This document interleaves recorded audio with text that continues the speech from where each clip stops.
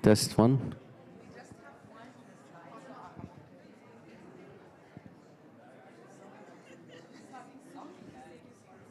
Starting soon, please take your seats.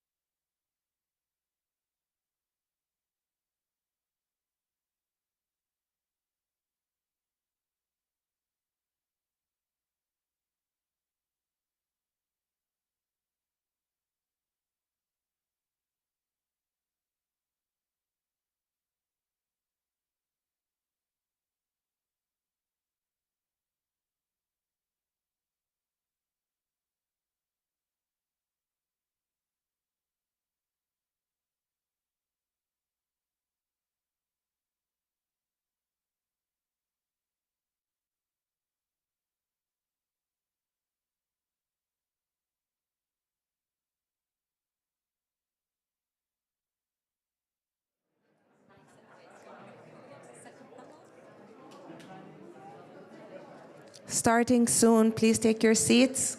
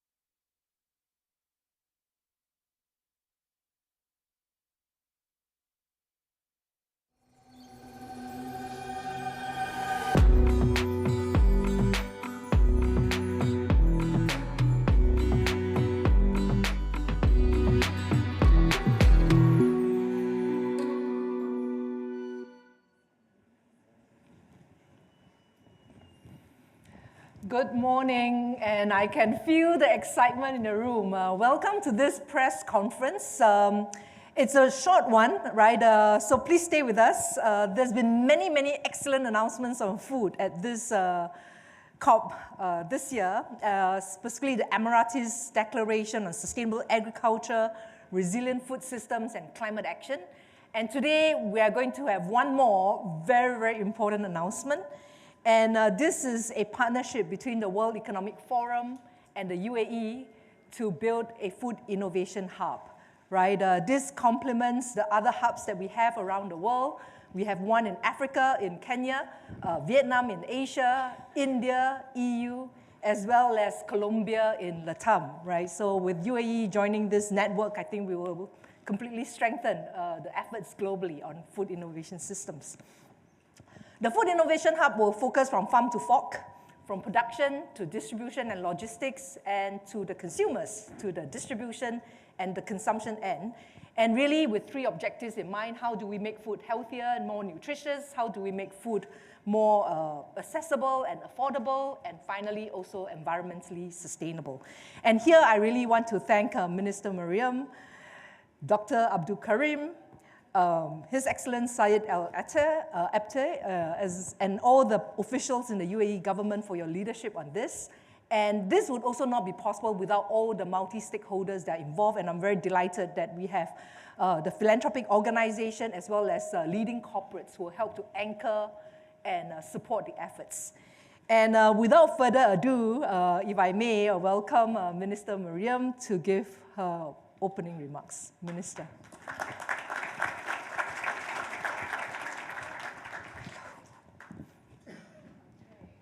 Make sure the mic is working. First of all, it is a very exciting moment for all you foodies. So we've had the momentum on the political will, as you saw on day one of COP28.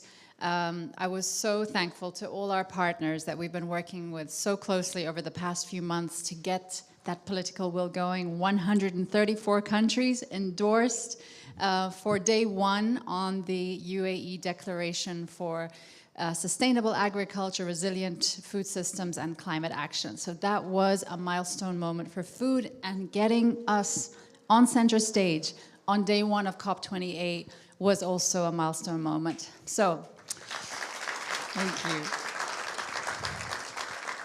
And I cannot thank you all enough for all your support and your efforts in the background, because we could not have done this on our own. So now we're in the implementation mode, trying to make sure that we build the networks we need to build. And I'm so happy that we are announcing the Food Innovation Hub UAE. I want to thank all the partners, the Mohammed bin Rashid Global Initiatives, the World Economic Forum, for bringing us to where we are today, because this is all about networking. It's all about ensuring we connect the dots, ensuring we make sure that the money flows to where it should be. We'll be looking at how we can step up and use innovations and technologies to really start, using the political will we have now to shift and transform food systems, which is so desperately needed. And so I'm counting on all of you here today to support us, bring in your ideas, bring in your contacts, because these hubs are really all about platforms to network, to exchange ideas, and to step up and accelerate our efforts even more. Because the political will is one thing, but the actions on the ground count now. We need to basically step up and scale up innovations. We need to scale up our efforts. We need to drive in the money, and we need to start looking at success stories that we can then also showcase to the world. Here we've done this, here we've done this.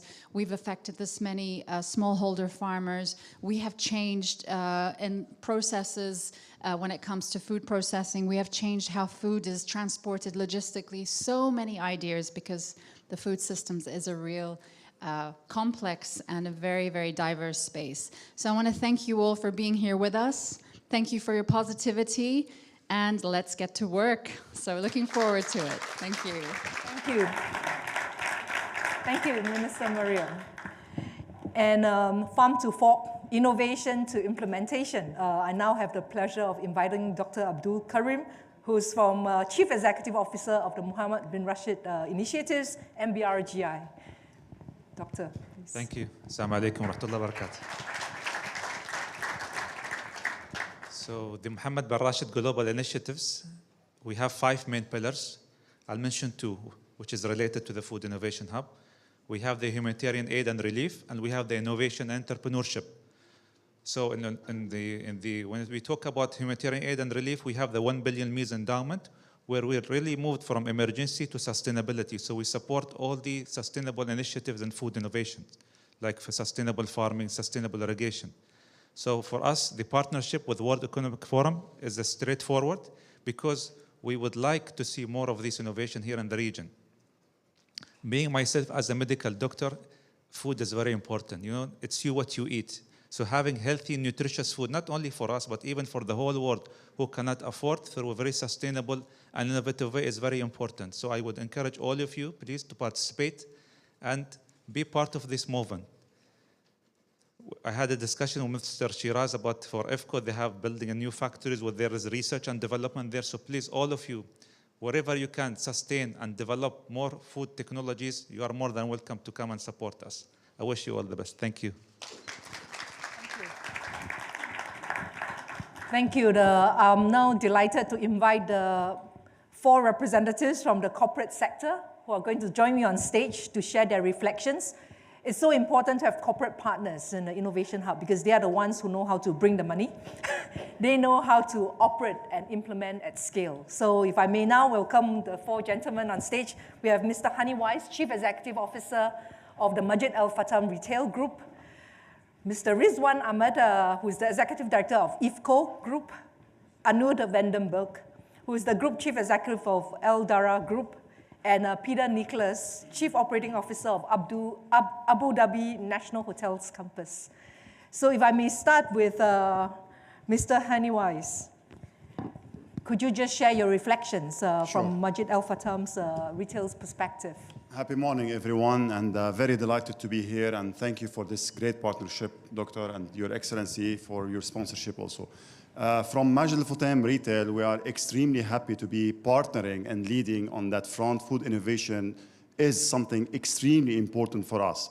And I feel that we have a great responsibility to secure the supply chain exactly from farm to fork, meaning collaborating more with farmers, collaborating with food manufacturers, producers, etc., all the way up to our shelves, to educate our customers, to help them to choose better and really walk the talk when it comes to sustainability. And what we have done for that so far is that we have taken few initiatives from our side, which is today we consolidate all our food in our distribution center, which is not very far from here, 800,000 square feet DC that can cater and consolidate food in order for us to reduce the number of trucks for farmers, not to go all around the UAE, but we consolidate and then we deliver with other deliveries. Number 2 is that we start to use new technology to frost the food so we can transport them by air and reducing all the air miles, with different transportation. We are defrosting them here. And then we also implemented technology to ripen the food here so we don't lose time when we are transporting them from all over the world. This is on the international front. Now, locally, we have also great partners. So IFCO is a great partner. We work with them very, very well. But we have also Pure Harvest who have invested heavily on agri-tech. And we started to see for the first time great tomato made in the UAE versus importing them all the way, excuse me, Your Excellency, from Holland, because we have an excellent now UAE tomato. The other thing, soon we're going to see the great strawberries made in the UAE. And this is all helping us to reduce the food carbon, the emission, et cetera. And soon we'll see also the Roman lettuce. Now, what we have done on the last part of it, which is the local supply chain. So our role is to continuously help our local farmers, producers, to work better with them, like the Emirates Biofarm. But also we have consolidated with more than 1,000 farmers from all the Northern Emirates to come to our distribution center and help them to produce locally and give it to our customers. The last initiative, which is to help our customers to choose better, thus the initiative of, Better for You, which is we help our customers to understand which is better for them, for their health, better for the environment, and better for the sustainability of the local farmers and what have you. And yesterday, I'm going to end with a great initiative that we have also launched here in the UAE with ZAD, where food which is near expiry, they are available on apps, consumers can see them, can come and buy them before end of the day. So instead of us wasting them, consumers can benefit from that, and we reduce drastically the food waste. Thank you. Thank you. It is so important to have the large corporates lead the way because they can actually support and bring along the micro enterprises and the small, medium enterprises. So thank you. I want to turn to Mr. Rizwan, who's from IFCO. You're one of the world's largest food manufacturers and distributors. Can you share with us your excitement on this Food Innovation Hub? Good morning. Thank you for having me in this team panel, and Your Excellencies and distinguished guests. I'm honored to represent IFCO. IFCO is one of the multinational homegrown company. It was established in 1975 in UAE. We are deeply committed for sustainability, and we are taking many initiatives. I'll explain you. If I talk about IFCO, we have 95 operations in 50 countries. We have 15,000 employees working for us. So what we have done, we have taken two-pronged initiative. One is in line with the United Nations agenda. IFCO has announced publicly its ambition. And in that ambition, we are making sure that we reduce footprint, carbon footprint, and do business more sustainable. The second initiative we have taken is the health and wellness, diet shifting. That is through our change of product offering to the consumer. So let me explain first one, which is initiative in line with the United Nations agenda. What we have done is allocated 77 million dirham in 2 years, where we are going to work towards bringing energy efficiency. Energy efficiency we are going to bring through two ways. One is we have partnered with the expert, and we are going to reduce the energy consumption internally. Second, we are going to have a renewable energy. So, and on top of it, then we'll have water management, waste management, and these are in line with the United Nations and UAE's agenda as well. Inshallah, we are targeting first stage, which is 2025. We will reduce 17% CO2 footprint. And our objective is to eventually go to 50% by 2030. Some of the initiatives we have identified, and we are still working with our global partner to identify more initiatives.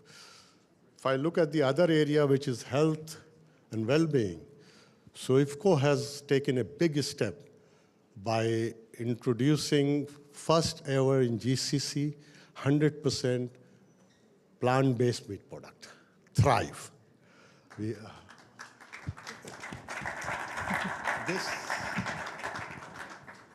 We believe that the market is growing, and what is the difference between other food-based product and IFCO's is we understand local consumer. We deeply understand the tradition of this market and this region. So what we have done is through our research, development, and technology, we have created product which resonate the taste of this region. And today, if you look at our products such as shish tao, kofta, and all, this is very well received. So I know we are running out of time. We have a limited time constraint. Otherwise, I'll keep going. IFCO is deeply involved in sustainability, and we will ensure that all our consumer need is fulfilled through that. And on top of it, we'll partner locally and globally to take all kind of guidance. And this platform, which is COP28, thanks to UAE that they have provided this platform to partner and do better for us. Thank you. Thank you so much. Thank you. Anud, if you could quickly share, you're in agribusiness. As you notice, these are all the players across the farm to fork supply chains. Tell us very quickly, right? That's right. I represent Aldara, a large-scale agricultural company. We grow forage, grains and forage in about 20 countries around the world. And also in the UAE, for instance, through our venture Pure Harvest that brings it to retail here. Our purpose is sustainably feeding a growing world. And for us, growing world doesn't only reflect to agriculture that grows the product, but also the fact that we have currently 8 billion people. And in about 20 years, we expect that will be 10 billion. That's 25% more people. If we want to feed all of them sustainably, we're going to have to apply innovative technologies to grow our yields, to grow more with less. And if we want to grow more with less sustainably, we have to make sure we use less fertilizers, for instance, to grow. We can do that through regenerative agricultural practices that we have in all the countries that we operate, basically, where the soils are becoming better and better yielding. If we want to sustainably feed the growing world, we need to reduce our chemicals. And we can do it by more precise digital agriculture, applying technology. People like to call it AI these days, but we've been doing that for the past 10 years, improving our technology to use less chemicals to grow the same output.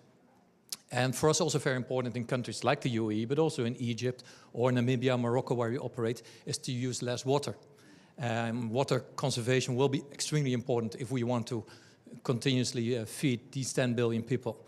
And we have a lot of practices from pivot irrigation with new technology all the way to subsurface drip irrigation, which is 97% more efficient than the flood irrigation practices that are still used around the world. All this technology we can bring to the Innovation Hub to grow in the country, UAE, but also in countries that we source from for this region to grow more with less and sustainably feed the growing world. Excellent. Thank you. Thank you. Thank you, Anu.